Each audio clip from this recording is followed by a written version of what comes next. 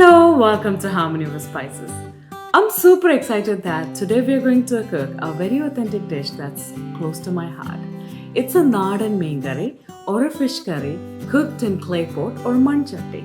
Cooking fish in a clay pot gives a very authentic taste to it, and this has been a part of my cooking and my kitchen all my life. Follow this recipe, you will get that perfect Nadan fish curry with the color, taste, and looks our older generation used to cook.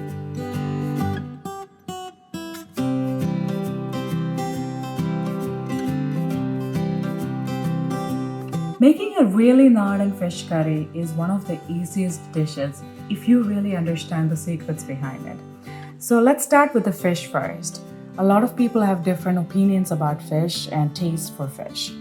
And choice of fish is one of the primary things. It totally depends on where you live and what fish is available. So I'm choosing an Atlantic salmon here for my fish curry. So normally in most of my videos, I tell you a substitute or an option for some of the ingredients. But when it comes to an authentic fish curry, do not do shortcuts or do not substitute with anything else. So I've taken plenty of ginger and garlic minced. They're freshly minced ginger and garlic. Do not use ginger or garlic paste. And I've taken plenty of curry leaves here, Kashmiri chili powder, turmeric, fenugreek powder, a little coriander powder. I've also taken coconut oil and some salt.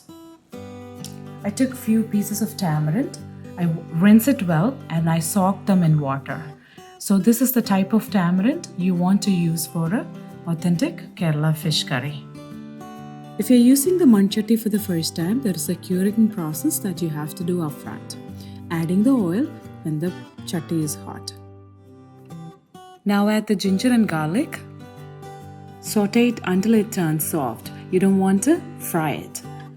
One thing I missed telling you is when you clean the fish, you can either clean the fish using salt or a little lime juice or a vinegar, or sometimes I've seen people using all-purpose flour to clean the fish. That takes out the sliminess and the bad smell. Saute this for a few minutes and then you will start seeing the clear oil on top of the ginger and garlic, which means it's done. Now I'm going to put the ginger and garlic to the side to create space to add my spices to it. Now adding the spices one by one. Chili powder, coriander powder, fenugreek powder, turmeric powder. Stir it even and nice to heat it up. Once the spices started turning brown, I'm adding salt to it.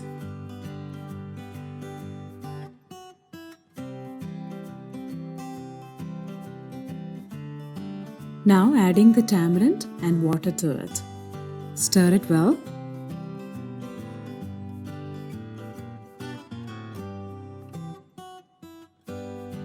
Adding a little more water to it and wait for it to boil before adding the fish.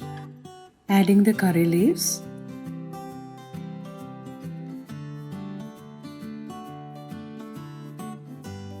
Check the salt at this point before you add the fish.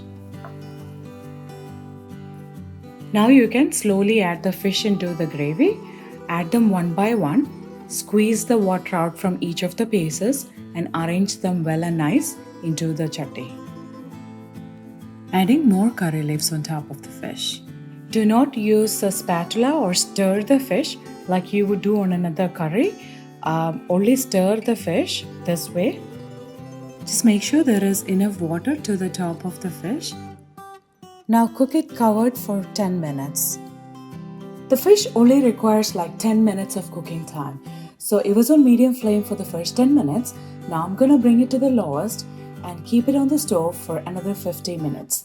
The more the fish pieces sits in the gravy on a low heat, the better it tastes, and the gravy also will taste better, or the spices will get into the fish really well and nice. So like I said, the first 10 minutes it was on a medium flame. Then I brought it to the low flame. It's been exactly 1 hour, so almost like 50 minutes. The fish was cooking in the lowest flame and it's ready. I generally leave it there on the stove until it's served. A really authentic Nadan Meen Curry cooked in a Chatti is ready here. A lot of my young family members and friends have been asking me for this recipe, and here it is. One thing I like to share with you about the meen curry that's cooked in a chatti is I do not put it in a refrigerator. I just store it in the same chatti in a normal room temperature for next couple days. And it tastes better that way. When you keep it in the refrigerator, it loses its natural taste. Only thing I do it is I add a little water and boil it once in every day. That's how I preserve it. If you like my videos, don't forget to subscribe and share with your friends. Thank you for watching Harmony of Spices.